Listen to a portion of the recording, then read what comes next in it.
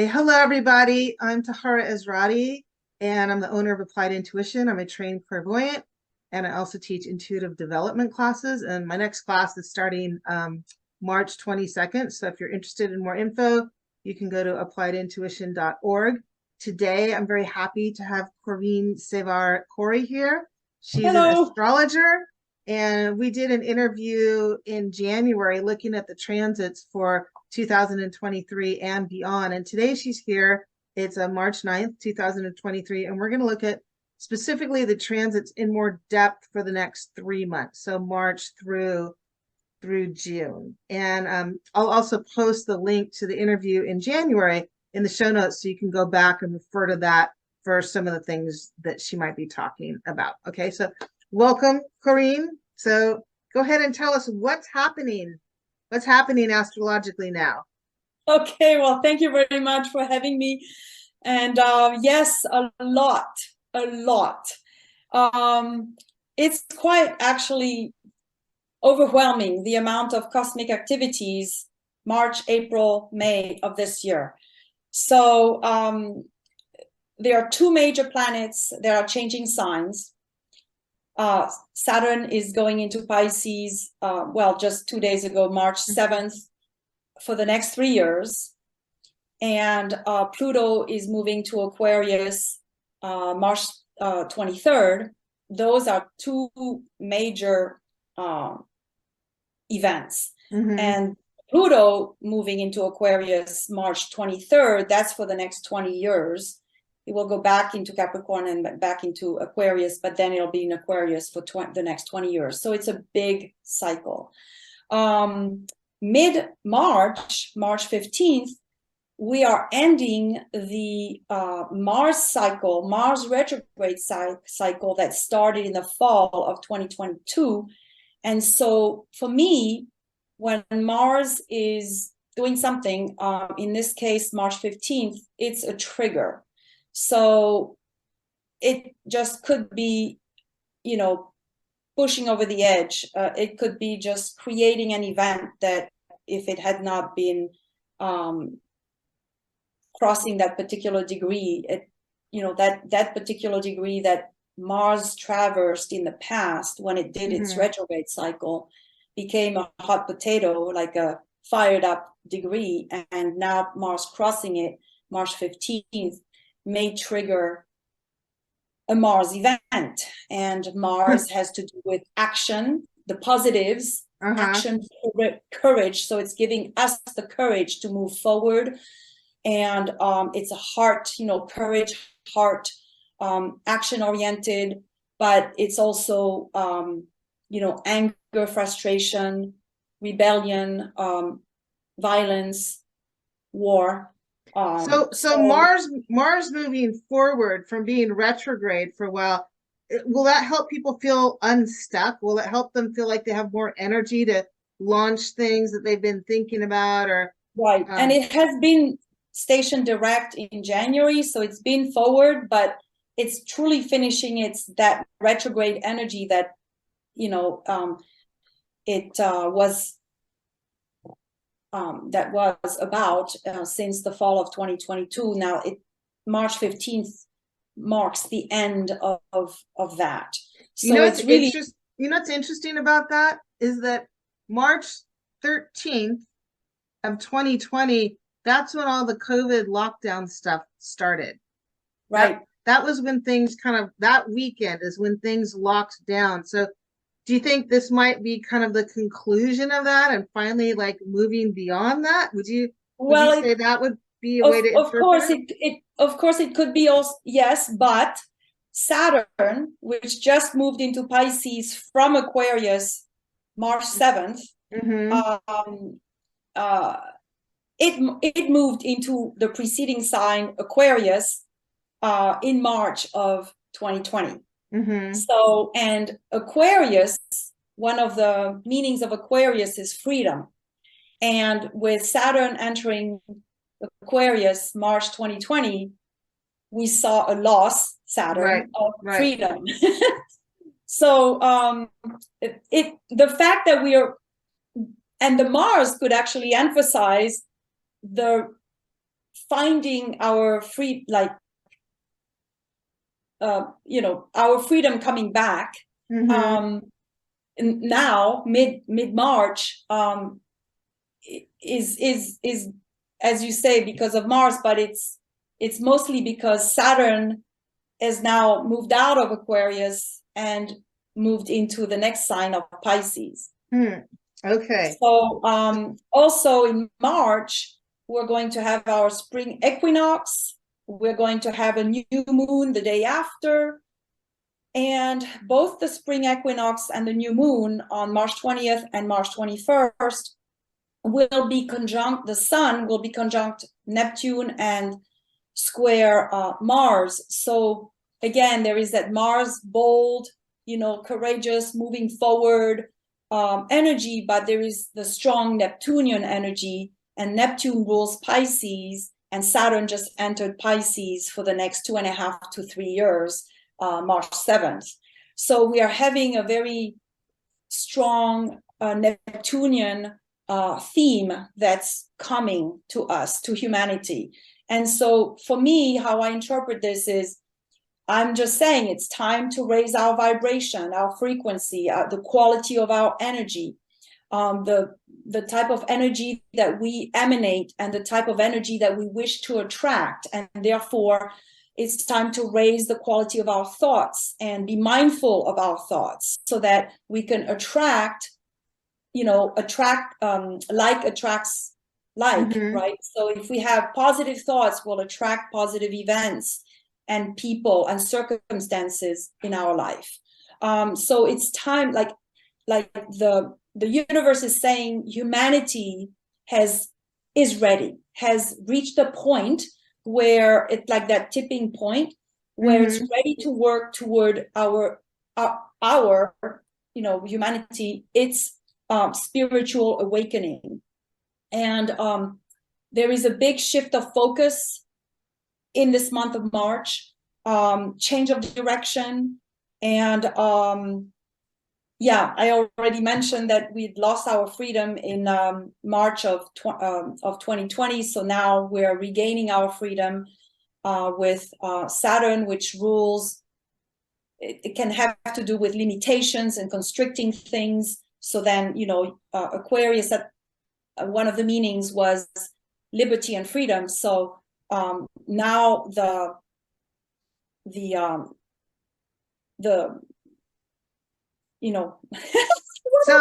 that we have Saturn moving into Pisces, and Pisces is a watery sign and ruled by Neptune, what's that gonna give us? So Saturn's like concretizing things, it's the real world, it's business, institutions. So Saturn moving into Pisces, what kinds of things might we expect with that? Well, so Saturn in Pisces, as a collective, what it says is that we are now ready, and humanity is shifting to putting its attention on searching meaning, searching purpose and meaning in people's lives, as opposed to just accumulate wealth for the sake of accumulating wealth or materialistic things. Now, the stage was set for humanity as a whole, for the collective. In April of 2022, there was a rare conjunction of Jupiter conjunct Neptune in Pisces. And the last time that conjunction occurred was in 1856. And so Neptune has a cycle of about 165 years. So this was a rare conjunction that happened in April of last year, which was setting up the stage for this Piscean era to come in. Pisces, Jupiter rules Pisces as well as Neptune rules Pisces. Okay. And Pisces, we'll talk a bit later about what Pisces represents, and it's the higher octave of Venus, but we'll talk about this later. For the US, like that Jupiter conjunct Neptune was affecting the whole entire world, but for the US, specifically, we as a nation, our progressed moon moved into Pisces in December of 2022. And that's going to be for the next 2 years. So 2023, 2024. For the next 2 years until December 24, we have progressed moon of America, the United States of America, in Pisces, and progressed moon represents the public, represents the people. So it's about the people moving into this Piscean mood, right? Also, just for perspective, Neptune is an outer planet. It moves slowly, so it's in Pisces from 2011 to 2026. That whole time. Okay. But within that, we had that very rare conjunction last year in April of 2022, Jupiter-Neptune in Pisces. And again, the last time this happened was in 1856, so it's a long time ago. And so basically, the public, the people of the world are going to increasingly feel and want peace and feel that they're on a mission, that they have a purpose, that there is meaning in their life. They're looking toward feeling that sense of togetherness, and their consciousness, their awareness goes toward realizing that we are all one as a people, including animals and plants, and you know, all life on the planet constitute just one ensemble, and that is extremely Piscean in nature. We are entering a period where you know, spiritual awareness and consciousness is rising. People are going to be more and more cognizant of, you know, the law of attraction, which I just spoke about a little bit earlier.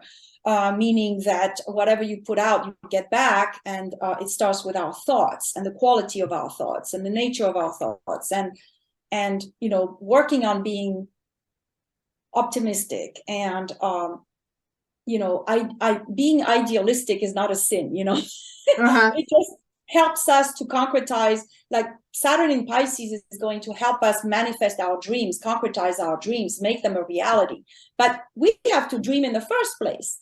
Right. So, so a big thing to me is that I feel that with this new period we're entering, which is going to go on for years, humanity is ready to end its addiction to escapism.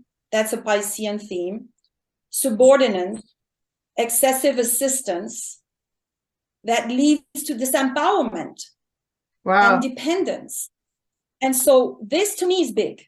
This is like, people are going to grow tired of being told that they are powerless, that they cannot have, you know, their independence, their freedom, their sovereignty.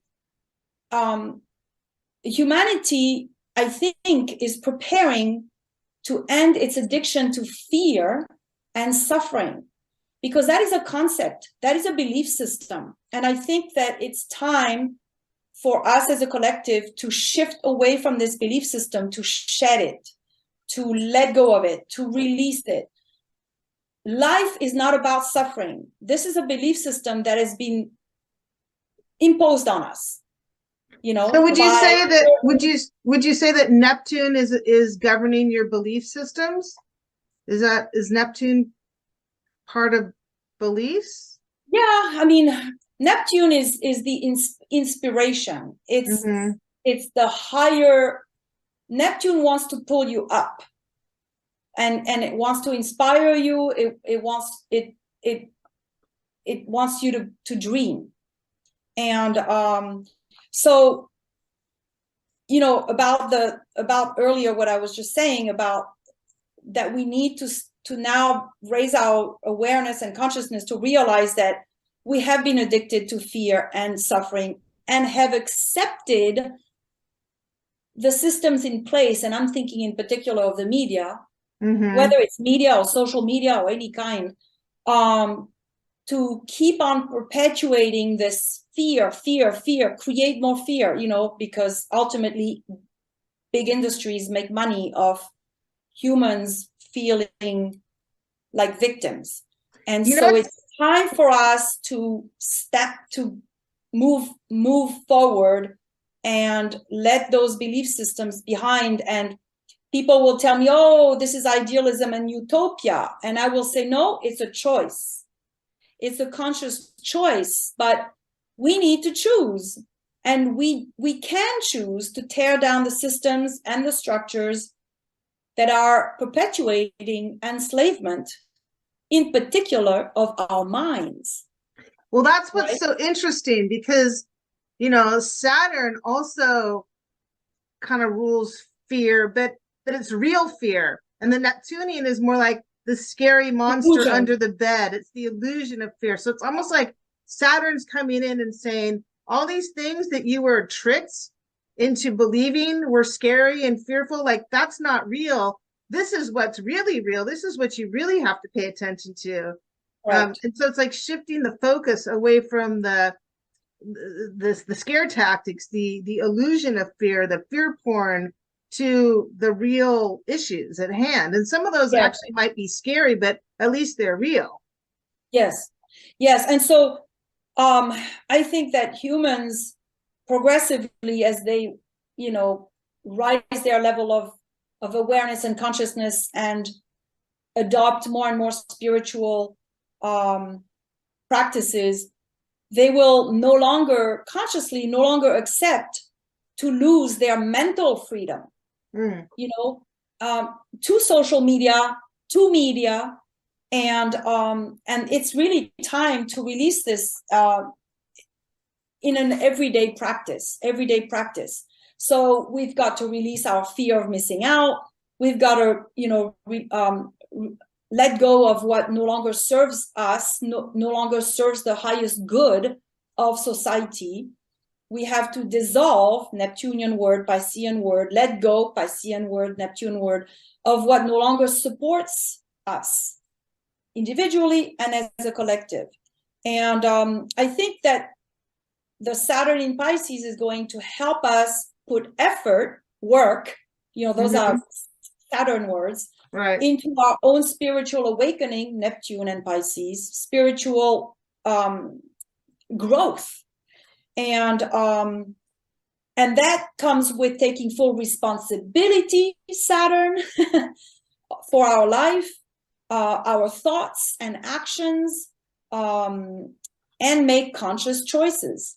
And so Saturn is going to help us to focus, Saturn word, concentrate, Saturn word, be accountable, Saturn word, to keep ourselves in alignment, in resonance, in frequency with our higher self. That's all Neptune, right? And Pisces. We've got to abandon lower frequency beliefs that are that make us feel powerless and weak, because people feeling weak and powerless and dependent will enrich the ones that will be in control. But it's now time for people to realize that the power lies right here. And we've got to band together, right? And create these grassroots movements and connection to create a better world that will have heart in it. So with all that, you know, all the planets being direct and the Mars stepping out of its shadow, you know, lots of forward moving energy right now. And we've got to embrace courage to move away from any organization, authority, system, structure. These are Saturn words that just keep us entrapped in lower frequency. And that can be a Neptunian negative, you know, right. Neptunian positive, Neptunian negative, because every single planet or energy or cosmic entity or archetype is neutral. Right. There is no judgment. In the heavens, there is no judgment. It is what we make of it. So that's why I'm just giving you all these positives, because I'm wanting us to, become aware that it is time to move away from fear, anxiety, doubt, confusion, dependency. These are negative Neptunian Piscean words, right? And it is time to practice. That's a Saturn word. Learning to discern, to assess, and to listen to our intuition and inner knowing, and that's the Saturn in Pisces. That's typical of that. So I want to ask you something. I want to ask you something about that. So yes. Do you think the people who don't engage in those Saturnian type things of hard work and practicing and focusing, will they descend deeper into weakness and victimhood and mental illness and delusions and so forth? Do you think there'll be kind of a splitting of it like could be absolutely focus and the ones who don't? Absolutely. But again, it's about this law of that 100th monkey, right? That jumps from the one that, I don't know, learned something, and then the monkeys on the other island that had no connection with other monkeys, they all of a sudden knew how to use these tools. It's the same principle of, and that's a Piscean principle, by the way, which is that, energy is everywhere and we're all connected, and that vibration connects us. And so, yeah, we'll talk about more of the Piscean and the positives and the negatives in a little bit further. But I did want to finish that thought about empowering us into decoding the subliminal messages, the subtle manipulation. And that's Piscean in nature. It's 12th house in astrology, which is the subconscious, the unconscious, the invisible. Like, humans have to start recognizing, they open up the TV and immediately next second it's like, there it is, the subliminal negative messages and subtle manipulation that makes us feel lesser than, and so people with Saturn in Pisces and with such Neptunian energy around us for beyond even that Saturn in Pisces, because remember I told you Neptune is in Pisces until 2026. And that big conjunction that we had last year was a big new beginning of a very long-term cycle. So it's really Mother Earth, humanity, all of us, the plants, the animals, we are all rising in vibration. And having that awareness is helpful, I think, and so that will make people feel and realize, that they are being led by outer powers, outer authorities to feel this way or that way.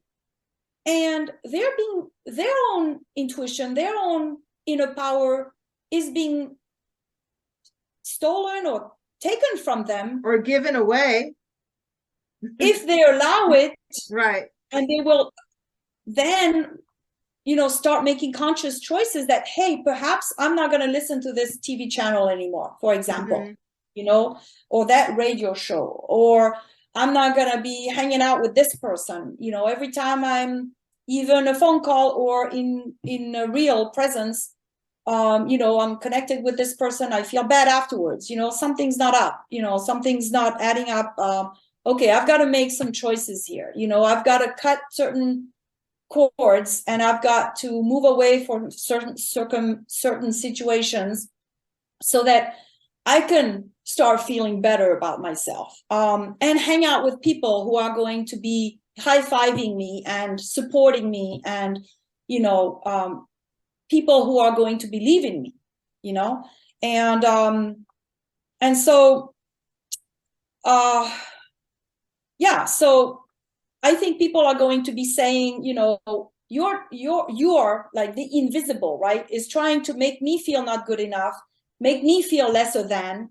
Enough with that. I'm done. We're done as a collective, right? And because we have been formatted, you and I, everyone, we have been formatted and programmed and conditioned to feel bad about ourselves, to feel bad about our situations. And that's it. It's over. Like, no more.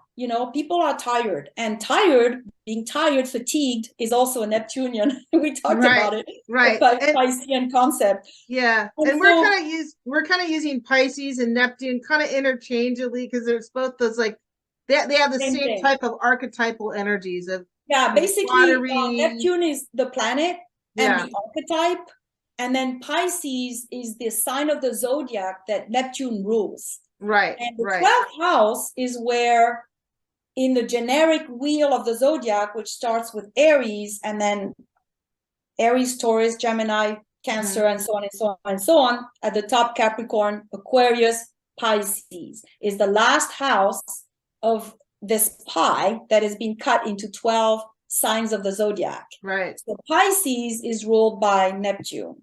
And it's also about completion and like finishing up and yes. You know, and that's part of the dissolving. Like you've spent this whole time going through the astrological wheel, creating something, building something, and now it's time for it to dissolve to get ready to go into the next rebirth cycle. It's like kind of the death part too, where things are finishing up. Okay, well, let's move on. So what's the next thing you wanted to focus on? Well, so I just did want to finish saying words have and thoughts, you know, have power. Okay. That's the new consciousness that's coming in.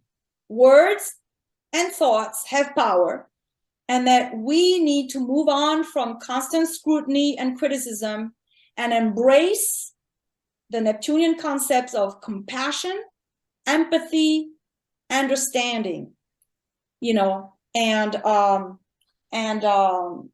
like you said, you know, move on in order to we're in this chrysalis at the moment, you know, in the cocoon, and we're the caterpillar and we will be the butterfly, but we're not yet the butterfly. We're in that chrysalis at the moment, going through a lot of changes. How long until you think we start hatching out of the chrysalis? I have no idea, to be honest. I'm very hopeful that starting in 2025 and 6 and forward, that we are going to be able to start seeing the light at the end of the tunnel. But first, we have to undo what is no longer serving us, and we are far from having done that. So yeah. So tell us. Let's. I think we should move on to talking about what's happening in March, because we spent a lot of time talking about Pisces. Is that okay? Or do you have a few examples you want to give us? Well, yeah, I did want to give you all the Pisces keywords and a few examples that have marked the different time periods when Saturn was in Pisces, and very critical things happened that could illustrate the energy. So, so for example, I just want to go over all that Pisces rules. And so the arts is the first big one. The arts, anything to do with art and artistic creation, music, dance, painting, photography, design, pottery, gardening and landscaping, design of, you know, pretty gardens, anything and everything that's creative falls under the category of Neptune, which is the higher octave of Venus. Venus, Neptune, those two are about the creative beauty. Also, Neptune rules anything that's flowing because it's water. It's Pisces is a water sign. Neptune is water archetype. It rules flow and ease and the concept that we are all one, and it wants to merge. It's about merging, you know. It rules unconditional love and compassion and wisdom, heart, of course, healing, all kinds of healing, which I could just give you like for example, specifically, you know, energy healing, healing that has to do with beyond the matter, beyond the scene, beyond the body. So Qigong, Tai Chi, Reiki, Tachyon chambers, acupuncture, and all of these energy healing what do you call it, practices, they can definitely improve also our mental health. And mental health is ruled by Pisces. The physical health is Virgo, mental health, Pisces, but the two are interconnected. They're opposite of each other. You cannot dissociate one from the other. So alternative medicine, you know, natural healing, anything to do with purification, detox, cleansing, you know, or retreats, whether they're vacation retreats or spiritual retreats or cleansing, detoxing retreats. You know, Neptune rules yoga, for example, and relaxation, mindfulness and meditation. You know, I do want to emphasize the fact that we all, more than ever, need to practice grounding, right? That's the Saturn piece. That's a Saturn in Pisces, right? That is needing that, which is going to help us to keep our 2 feet well anchored on Mother Earth. And we can do that through physical exercise, breath work, visualization of our roots, you know, dropping into the core of Mother Earth. Yeah, but grounding, feeling that we are inhabitants of this planet, that we are connected to her, and that she is nourishing us and supporting us, not just through farming and food, but with her vibration, her energy, and so now Pisces, Neptune is all about water, the oceans, and so for example, a current example to do with the oceans and the water and the seas is that March 4th, which was literally a few days ago, right before Saturn entered Pisces, 2023, the nations reached an accord to protect marine life on high seas. The high seas are about half of the oceans, half of the seas of the planet are high seas. And so this was a major win for biodiversity. And it was the first time that UN members reached a unified agreement, unified Pisces, Neptune, to do with the oceans, Neptune, Pisces. Interestingly enough, in last time that Saturn was in Pisces was in 93 to 96. And in 94, the UN had established a first step law of the sea. And so this time around, we're building upon what was created already last time around 30 years ago, because Saturn goes around the chart in 29, 30 years. And so the 2 preceding cycles were Saturn in Pisces from 1964 to 67, and Saturn in Pisces from 93 to 96, meaning that all the people born during these years have Saturn in Pisces in their natal chart. And so the framework that was just created now is to protect regions outside of national boundaries, which is interesting because that's Piscean in nature too. Pisces and Neptune is beyond borders. It's all the way into the galactic, all the way into the cosmos. It's just not, you know, the little small nation, and it's you know, water, like what do you call it? It's close to the land water. Yeah, well, because it's water, so water flows everywhere. There's no delineation. So this particular agreement, this accord that just came about, will be helping protect the dolphins, the whales, the orcas, the turtles, and all the fish that migrate. Because again, these species don't care about boundaries and borders. And they just go miles and miles and miles in the ocean. So that was a breakthrough event that illustrates Saturn in Pisces right now, and ties it back to the last time Saturn was in Pisces, between 93 and 96, and the law of the sea came about in 94. So yes, Pisces and Neptune is about the divine, is about the sacred. It's about magical powers, mystical powers. It's all to do with the spiritual and the dream world and sleep. So, for example, Saturn in Pisces, we might make further breakthroughs into the science of sleep, for example. That's interesting. You know,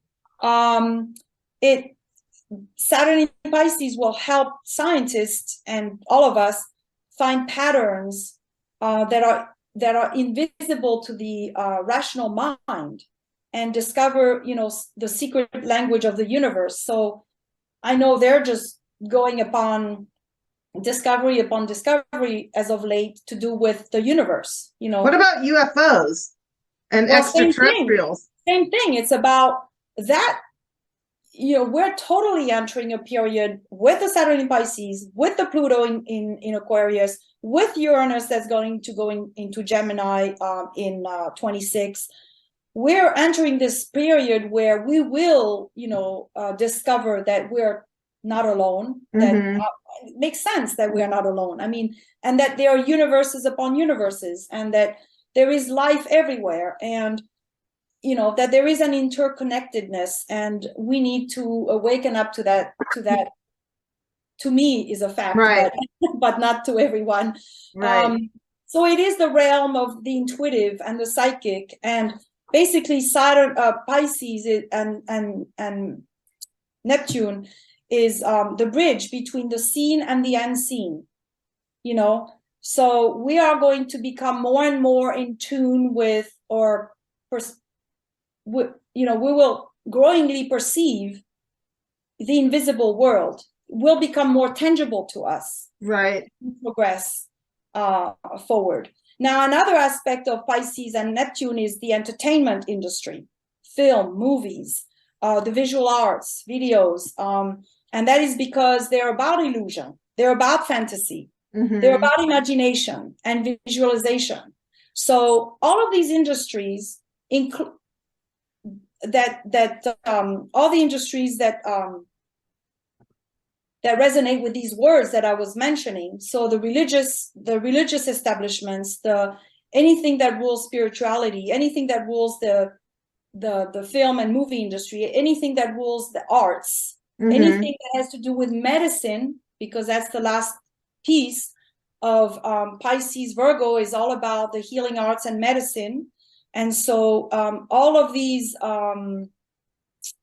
industries will be impacted or affected by Saturn coming into Pisces. And Saturn's going to be, and we should finish up this piece because we've been going for a while. I know. Let's so Saturn in Pisces is going to be, Saturn's going to be in Pisces until when? When does it leave? From now, yeah, till for 3 years. For 3 years. Okay, so for the next 3 years, we're going to be dealing with all these issues of the, you know, concretizing the unseen, and kind of more spirituality, making spirituality real, getting rid of the fear, hopefully the negative side of Neptune. Neptune and Pisces. I know that you'd also mentioned about, you know, it'd be useful for people to know where Pisces is in their chart. And so if people are familiar with their chart, they can do that. And if they're not, what would you recommend? Well, so so in order to find out where Pisces is in your chart, you can go online and put your birth information. There are many different websites that will give your birth chart to you for free. Of course, you can contact me, and I can be very happy to give you a reading and explain to you everything that's going on in your specific life to do with all these transits. And so basically, wherever we have Pisces in our chart is where, for the next 3 years, we're going to have focus, attention, work, concentration, you know, accountability too, and challenge, and needing grounding in that specific domain of your life where Pisces is in. And that can only be said explained if I would know where the Pisces is in your chart, which house is affected by it, where's your Neptune, and so on. But basically, Saturn in Pisces will help us form, manifest, materialize, mature, grow in these Piscean themes and fields. And also, Saturn is not just the support and creating the foundation, but it's also putting limitations and constraints and rules and giving us a reality check. Saturn is about time management. It's about needing boundaries. And it forces us to create an organization, to get organized and to create structure in the field of Neptune Pisces that has to do with where it is in our chart. And so also the negative Pisces and Neptune, that what I would want for us to be aware that we need to avoid is escapism through many different ways. Avoidance of responsibility, that could be the negative Pisces, the negative Neptune.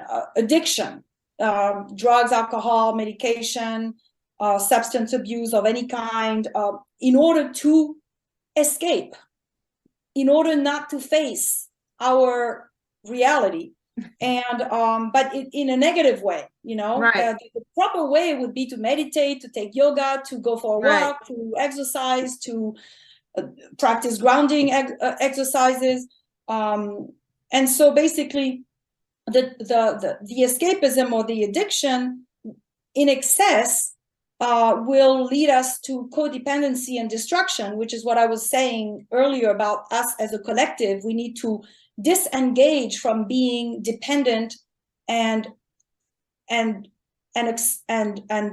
the victim role vis-a-vis in our personal lives, but also vis-a-vis the authorities that are ruling society. Right. It seems like it's really, the big picture is like, grow up, use your Saturn to kind of mature, grow up, and make your spirituality something that's real, that's concrete, that serves you, serves other people, serves the collective.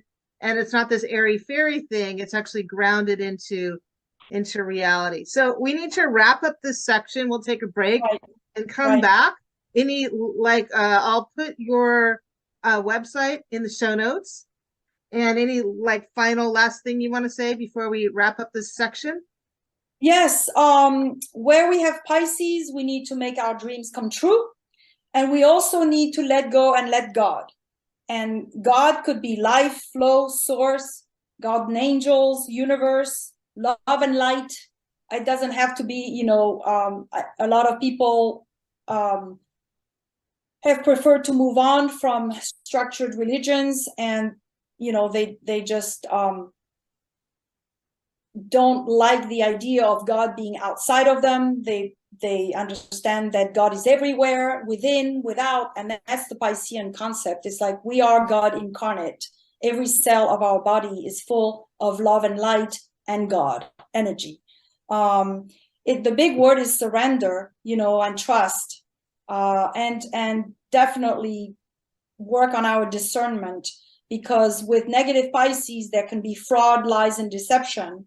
And we need to start recognizing these. We need to start having that acute perception to help us, get out of the victim state. Because negative Pisces is also, people can be influenced easily, coaxed, swayed, influenced, right? And so we need to just realize that, hey, we so-and-so is doing this, doesn't mean it's right for me. Okay.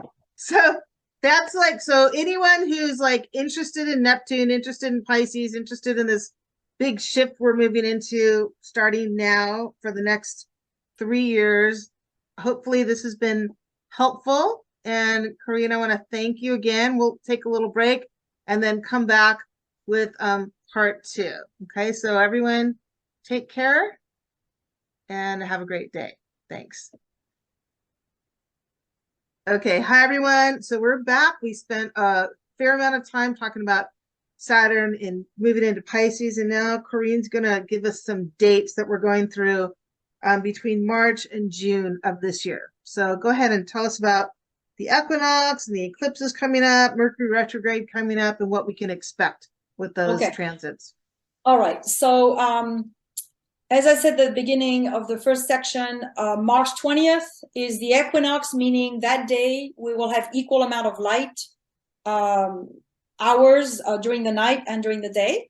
Mm-hmm. And that's also the time when the sun crosses into Aries, the first sign of the zodiac, on the wheel of the zodiac that starts with Aries. So the beginning of the astrological year, and it's just a transition into the new. And so the spring equinox, March 20th, is followed by a new moon, March 21st, and both of them, will be conjunct Neptune and square Mars. So there is going to be a lot of Neptunian energy around the equinox and the new moon. And we talked about all this Neptune Pisces energy. Right. So it just kind of doubles it, like that. The equinox is kind of another jump off place into this energy. Yes. And so, it's going to be a reset button.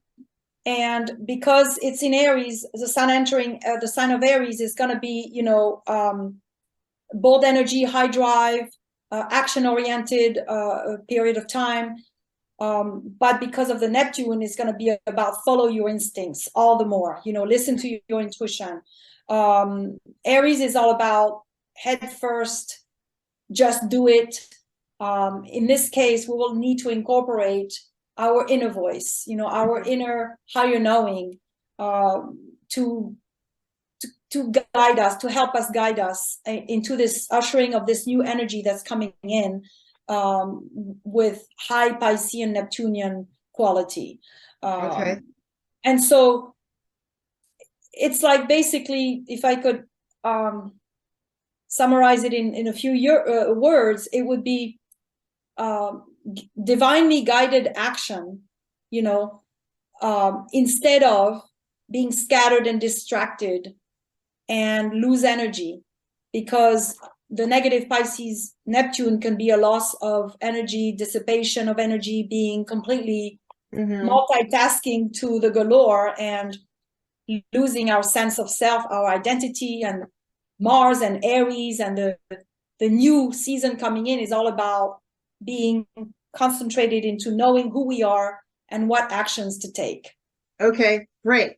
So after the equinox, what's the next big transit we can expect? So it's just only it's all happening like bang, bang, bang, bang, bang.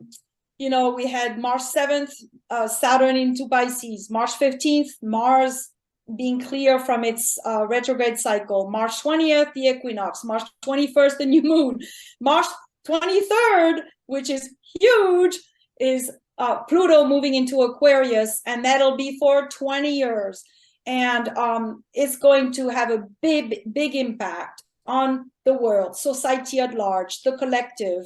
It's a dramatic change. The last time we had a Pluto in Aquarius was in 1798.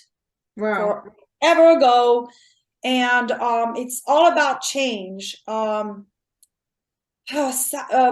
Pluto will give us a flavor of what's to come, the new inventions, the new technologies that are going to be ushered in.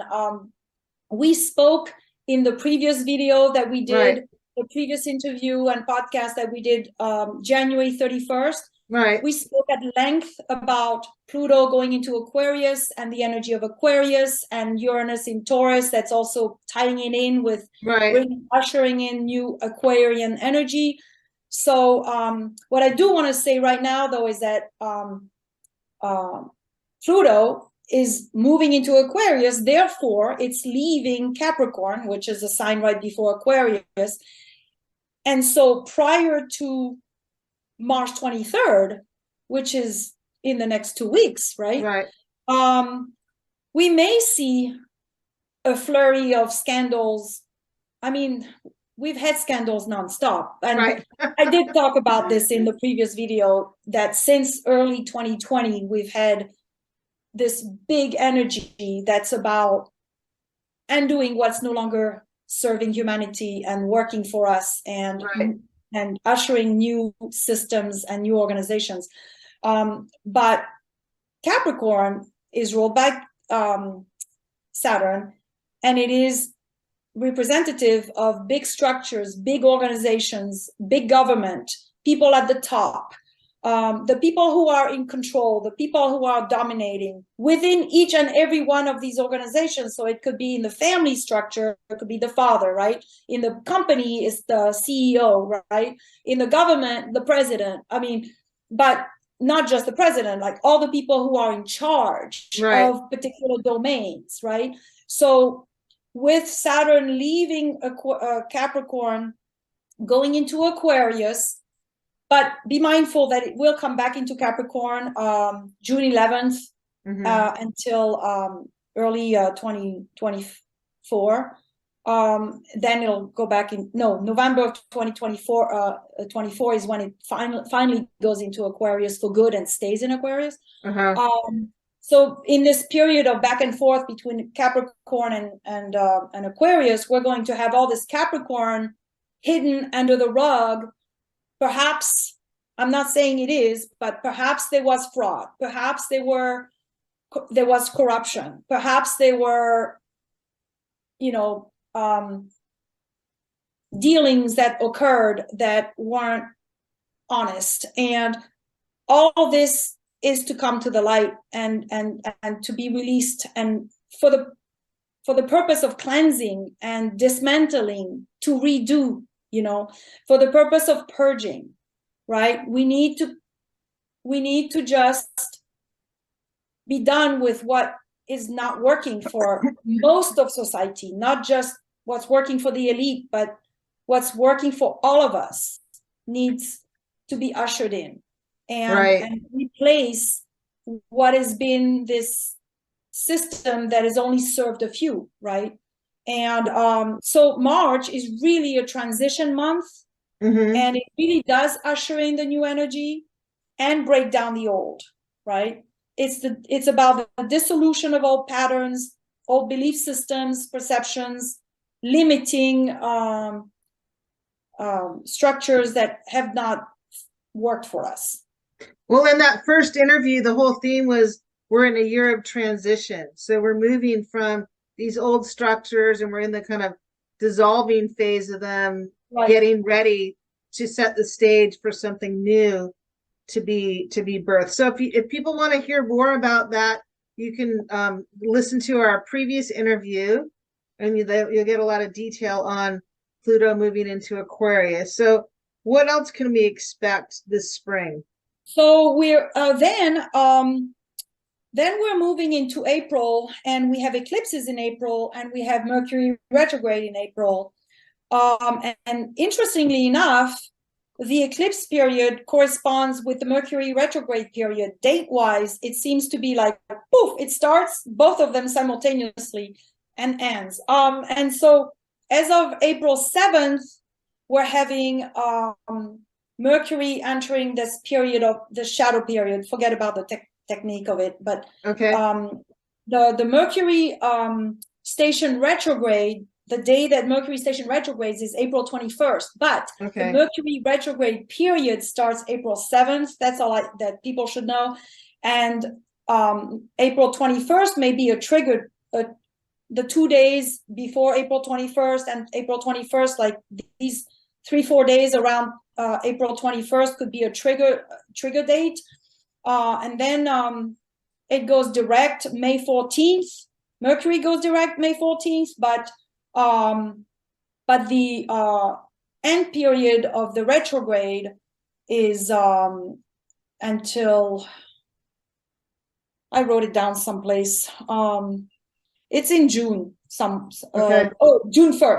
1st. Okay. It comes out of its shadow, the retrograde period story, that Mercury wants to help us with, will end June 1st. So basically from April 7th throughout all of May. And ironically, the eclipse period is also spanning that period of time. The solar eclipse will be April 20th, but the solar eclipse period starts a good 2 weeks before. Like people, Okay. so I'll give you the solar eclipse, the lunar eclipse, and then the whole eclipse period is 6 weeks around. It's like the whole 6 weeks. It's 2 weeks before the solar eclipse. The 2 weeks before the two eclipses is the most intense because it's got the orb of the two, right? Mm-hmm. And then the 2 weeks after the second eclipse, which is the lunar eclipse, which will be in May 5th. So the first solar eclipse is April 20th. The second lunar eclipse is May 5th. But 2 weeks before the April 20th and 2 weeks after May 5th, we have a total of 6 weeks of eclipse period. And it's almost like feeling like it's a full moon every day. Yeah, when you said that to me, that's a good way of describing it. Because people have a lot of experience with what that feels like in their body. So tell us about Mercury retrograde, though, for people who aren't familiar with what does that feel like? So let's be mindful that half of the planet has Mercury retrograde in their chart, because Mercury retrograde. I do. I don't, but in my family of 4, 2 have and 2 don't. Mm-hmm. So Mercury goes retrograde 3 times a year. So that's why so many of us have Mercury retrograde in our natal chart. So right. People who have Mercury retrograde in their chart will almost ironically feel more in sync with life when Mercury is retrograde in the sky, because they're in resonance with it. Mm-hmm. And the Mercury retrograde people can be feeling more frustrated when Mercury is direct, and vice versa. Mm-hmm. Mercury direct people will definitely feel frustrated, or could be feeling frustrated, when Mercury goes retrograde. But so when you read about Mercury out there, in the general, I call it junk astrology. Uh-huh. It is not fit for all. I mean, Mercury retrograde, Mercury rules the mind, rules communication, rules motor skills, rules transportation. It rules the neurological system. It rules, athletes, for example. Usually good athletes usually have a good Mercury, because it's just the coordination, Right, that makes sense. Yeah. And so Mercury rules a lot of domains in life, and not everything has to break down just because Mercury is retrograde. And especially, like, as I said, for Mercury retrograde people, it actually might be a better time for them, because then the energy for the whole world is more in sync with how they operate, how they think, how their mind processes information. Yeah. Right?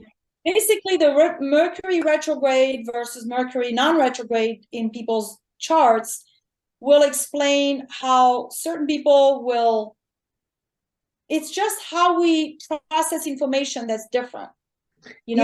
I had an astrology teacher, and the way she explained Mercury retrograde was, she said that the proper use of Mercury retrograde, all those RE words like review, rework, rethink, redo, reevaluate, and the image was, I always had this image of, like, you're getting ready to go on a backpacking trip, and instead of just launching out, you take a couple extra days to check all your gear to make sure you have everything in working order, because if you headed out without, like, you forgot something or something was broken, that's why it seems like things break, but it's more like they're just getting your attention that they need to be fixed or redone or reworked, so that when you head out after Mercury is moving forward, you're in a better position to actually carry forth what you want to do, instead of trying to limp along with broken stuff.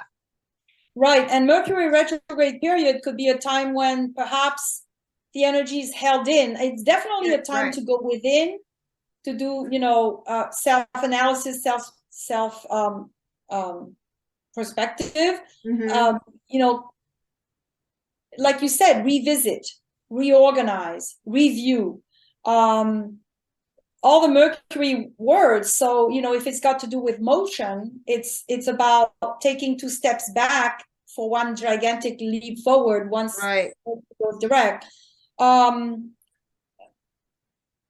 In this context of what we've said here, with that new Saturn going into Pisces and Mars going forward, and the eclipse period bringing everything, making everybody on high alert and nervous and, overly busy and overwhelmed, Mercury retrograde may force people to slow down, to take time, to take a breath, it's going to be a perfect time to review, contracts, review laws, review anything that has been done in a hurry, and in order to make it better, improve it, and relaunch a better product or a better law or a better whatever scenario that we have going in our life. And let's say people buying a house and then Mercury retrograde, and let's say they don't have Mercury retrograde in their personal chart, and let's say the deal falls through, and then later on they find out, oh my gosh, thank goodness this happened, because we found there was like leaks, or the roof was leaking or something, some issues with the house, that information that was hidden, not necessarily purposefully. Sometimes it's on purpose, and sometimes it's just an honest mistake. So sometimes it's just information that just wasn't, we just didn't have the awareness of the existence of that information. Right. So I have a personal question for you regarding this. So I'm realizing that I'm wanting to update and kind of reorganize my website. So would this be a good period of time to work on that? Okay. Absolutely perfect. Absolutely perfect. Integrate it so that I could, house these interviews on there better, kind of like more of that Neptunian stuff, but it's not really set up ideally to do that right now. So I want to, reorganize it so that it can, I guess, be more effective moving into the future. Right. And so this particular Mercury retrograde is in Taurus. It's a Earth fixed sign. Okay. So it really is also about helping us finding methods to really ground ourselves and be very, very practical and very real. Taurus rules Venus. Venus rules so many things, but Taurus and Venus, they can have to do with the financial markets, but they can have to do with the land, agriculture, food, and I'll jump forward, but I'll come back. But that's because that's astrology. Right. Time is not linear in astrology. And May 16th, Jupiter is entering Taurus for 1 year till May 26th of 2024. And so, Jupiter is morality and ethics, and Taurus, which is where Mercury is going to be, and Jupiter now is about shedding the light on the excesses of big business. Big business is Taurus, excesses Jupiter. So, for example, Taurus, it's money, wealth, big industry, the financial system, banks, anything that has to do with worth and value. It's also our own values, like what talents do we have? What innate talents and what innate worth and value do we have? What do we have to offer the world? And how do we get paid for it? Those are Taurus issues. But it's also about safety and security, Taurus. and it's about agriculture, food, farming, the land, Mother Earth. So protection of, Mother Nature. And so basically this Mercury retrograde in Taurus is going to be about reevaluation of a lot of themes to do with those words I just said. The word that comes to my mind is resources. Also, resources, exactly. Taurus, resources, financial, physical, earth resources. Yeah, it's second house in the natal chart, and second house ruled by Taurus, and so that Saturn, so Mercury is in Taurus. So again, reorganization, evaluation, redoing, reworking, everything, like you said, everything. If people, let's say, you got injured, then it's rehabilitation. It's just resetting the situation so that we could go forward in a better shape. And so the eclipse, the solar eclipse of April 20th is at 29 Aries. And so that's ruled by Mars, and the solar eclipse is a new moon. So it's new beginnings. So that's just simply a confirmation of what we were saying earlier about, going forward. But during the, that eclipse is at 29 Aries, ruled by Mars, but it's literally at the station retrograde of Mercury. So to me, for that signifies that there might be an event at the mundane level, at the world level, at the collective level, on a bigger picture, that when you have an eclipse, which is a trigger, and you have Mercury station, that's also a trigger, and the two of them are within a day of each other. And honestly, Mercury is already stationed retrograde on the 20th. It just turns to go retrograde on the 21st. So, and that's going to be, it's going to be at 15 Taurus, and the next eclipse is May 5th at 15 Scorpio Taurus. So we're having the Mercury station retrograde degree is also an eclipse degree. So this is very much and it's on the world axis, because in astrology, we have 0 cardinal, 15 fixed, and 7.5 mutable. That's technique. But basically what this is saying is any degree that's like the solar eclipse combined with the Mercury station retrograde and the lunar eclipse of May 5th, they're all happening on the world axis. There will be huge world events. Okay, so we should keep those dates in mind. So looking for world May events. 5th, it's a full moon eclipse. So it's the full moon. New moon is new beginning, right? It's starting a new cycle. But the full moon is the payoff, the payback, the fruition. If we put in the work, we get the results. It's the harvesting, of whatever we've put in up until that point. But it also can be something that was in the unseen, something that was hidden, that is coming to the light for everybody to see on the full moon eclipse, lunar eclipse. So can you give us those dates again to pay attention to?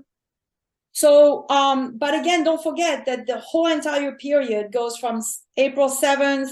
Right. And that's arbitrary, It's just the trigger dates. Okay, the trigger dates. But the trigger dates are like, oh my gosh, they're just like nonstop. It's like the whole, anyway, but the trigger dates just to do with the eclipses and Mercury are April 7th, April 20th, April 21st, May 5th, May 14th, which is when Mercury goes station direct.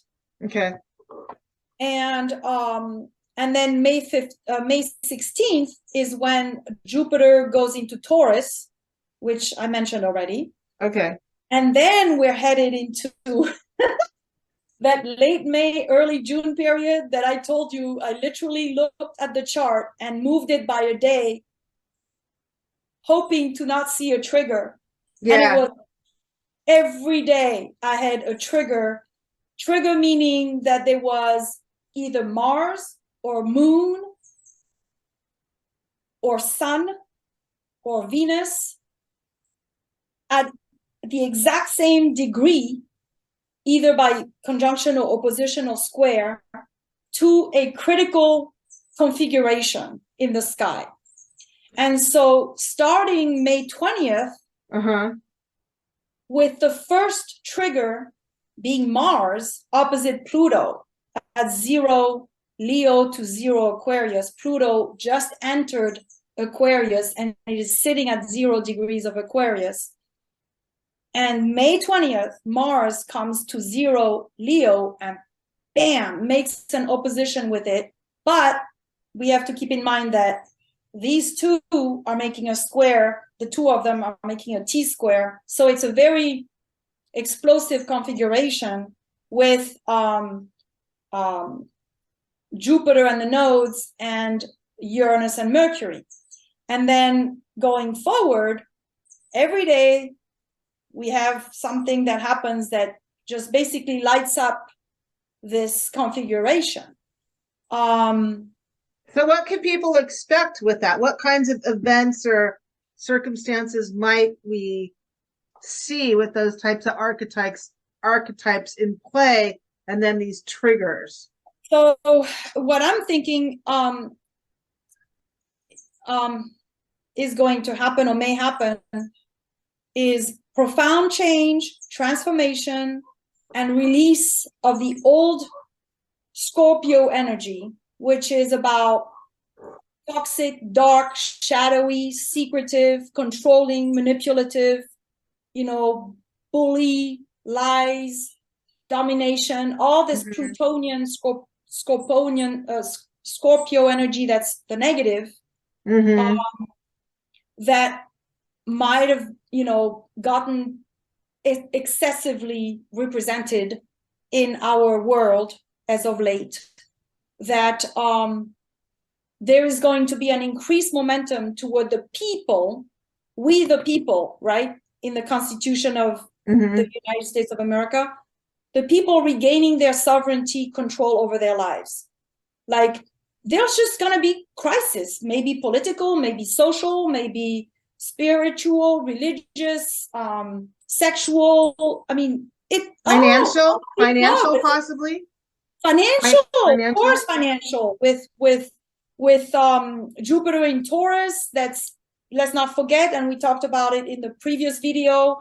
Uranus is in Taurus, so at the end of May 31st, June 1st, there is the exact Jupiter conjunct nodes, and I do want to mention the square that will occur between Pluto and the nodes. And I want to tell you when that is. So when you say the nodes, you mean the nodes of the moon, correct? The nodes of the moon, north node, south node, which have a connotation of destiny. Okay. And big events, important people. South node is where we come from, like at our soul level, where we come from, and north node in our chart is where we're supposed to go and express our gifts, right? Like where in the domain we have to go and express where our soul needs to express itself. North node. This axis, north node, south node, is in Taurus, Scorpio, and going to be squared by Pluto exactly well,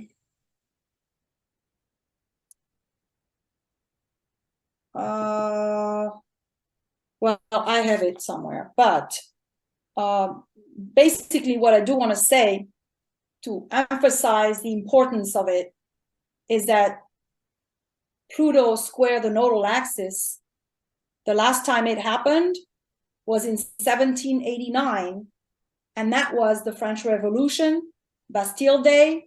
That is when the monarchy got chopped and led to republic. Complete change of system. You know that, yeah, that before you said that, the image I had in my head was like people with pitchforks lining up outside the gates. Yes. So, and the reason why I guess I didn't find in my notes here the exact is because it's actually happening the whole entire time between the end of May and mid-June. That square is happening. Mm-hmm. And, while the square is happening, we're having the different triggers. May 20th, May 26th, May 28th, the end of May, June 4th, June 5th. I mean, on and on, June 7th and 9th. And then June 11th, Pluto comes back into Capricorn. And then June 17th, Saturn stations. And so basically, as of June 7th, we're already starting to feel that station, the energy of Saturn station, which is, heavy. And so speaking of that, I think it would be the right time to mention that I really feel, with all that we've said about the Pisces, Neptune, the Pluto square the nose, the Mercury in Taurus and Jupiter entering Taurus. Taurus also being about peace. Mm-hmm. Not just Pisces and Neptune are about peace and harmony and flow, but also Taurus, ruled by Venus. This is harmony and peace and collaboration and union and relationship between nations and people. And so I really do think that there will be an increasing amount of people that will, how do you say that? In French, it's revendiquer, I don't know. Anyway, protest in the streets to ask for peace and to say no to war. In the current moment, it's quite tense between Russia, Ukraine, Russia, NATO. But in the past, when Saturn was in Pisces between 64 and 67, is when we had the anti-war protests to do with the Vietnam War, right? Right. And huge amount of activism in the United States of America and around the world pro-peace. It was the flower movement, right? Right. Which is Taurus, nature, flowers, pretty, right. Pretty, harmony, Venus, Pisces, Neptune. And the last time around, because Saturn goes in cycles of 29 to 30 years. So the last 2 cycles ago, 64 to 67, but 1 cycle ago, 93 to 96, we had December of 1995, we had the Dayton Accords that were signed in Paris to end the war between Bosnia, Croatia, and Serbia. There was a peace agreement in that Saturn Pisces time. So if we want to be optimistic, it's perhaps the case that during this next Saturn in Pisces period, 23 to 26, we're able, perhaps toward the end of it, we're perhaps able to reach a new era of peace. Mm-hmm. And it will not have come by itself. People will have to act and demand peace, and formally protest and voice and share their voices that they do not agree with this continuation of this industrial military complex being constantly fed. Right. Well, so that seems like a good place to kind of wrap this up. Yeah. So we talked a lot about just the transitions that are happening this year, and the big changes of all this Neptunian Piscean energy, and concretizing the spiritual into the physical realm. So I want to thank you very much. If people want to book a reading for you, with you, how can they contact you? So they can go to my website, coreawakening.com, COR awakening, all in one word. Okay, I'll put it in the show notes. They can submit, you know, a request there, or they can go to my coreawakening@gmail.com email and contact me straight into that via email directly. Okay. coreawakening@gmail.com. Yeah, so okay. through the website or through the email. And yeah, I just do want to say that this whole era that we're in is truly, to summarize with final words, is transformational power of love, acceptance, forgiveness, compassion. It's going to be hard to accept, to forgive, to exercise compassion once quite a bit of disturbing information is released or comes out to the light, perhaps thanks to these eclipses, perhaps thanks to the Mercury retrograde, perhaps thanks to the Pluto going into Aquarius, perhaps thanks to Saturn going into Pisces, and all the other trigger dates. Definitely thanks to Pluto squaring the nodes, late May, early June. But yeah, it is overall a period of, if we focus our energy on the positive, it is making our dreams come true, manifest our visualizations, trust our intuition, realize, you know, be inspired and just materialize. And huge creative accomplishments in all the fields, artistic fields, music, you know, dance, all the arts. Right. It's just, yeah, it's crystallizing, materializing, concretizing our hunches, our intuition, our feelings, trusting those. It's as opposed to giving our power away to the higher structures. Okay, on that note, thank you very much for spending all this time, you know, giving us all this information. And please like, subscribe, and share this video. And we will see you next time. Thanks a lot, everyone. Bye-bye. Thank you so much. Thank you. Bye-bye.